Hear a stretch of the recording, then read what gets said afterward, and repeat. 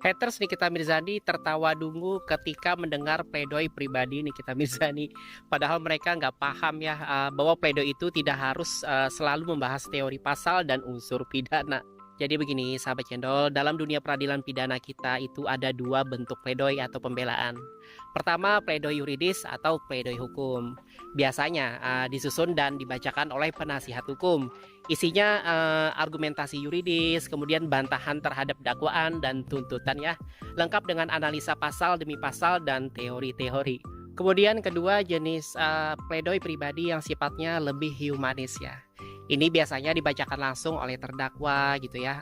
Isinya bisa berupa pembelaan personal, ekspresi emosi, klarifikasi pribadi, atau upaya mengetuk hati dan mengetuk sisi kemanusiaan majelis hakim.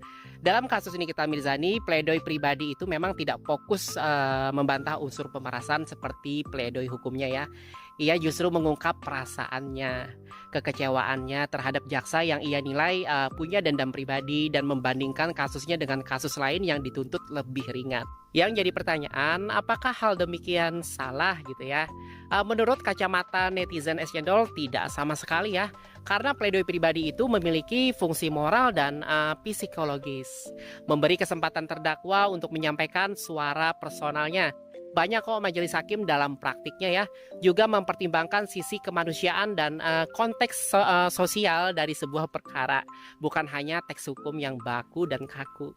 Nah, serangan Nikita Mirzani terhadap jaksa mungkin memang terdengar emosional ya, tapi secara strategis pledoi pribadi sering dimanfaatkan terdakwa untuk menunjukkan ketidakadilan yang ia rasakan, menarik simpati publik dan hakim, kemudian menekankan bahwa ia juga manusia kok, bukan sekedar objek hukum. Jadi sahabat cendol, ketika haters Nikita Mirzani yang dungu ya menertawakan pledoi pribadinya, itu menunjukkan ya bahwa mereka tidak memahami esensi hukum acara.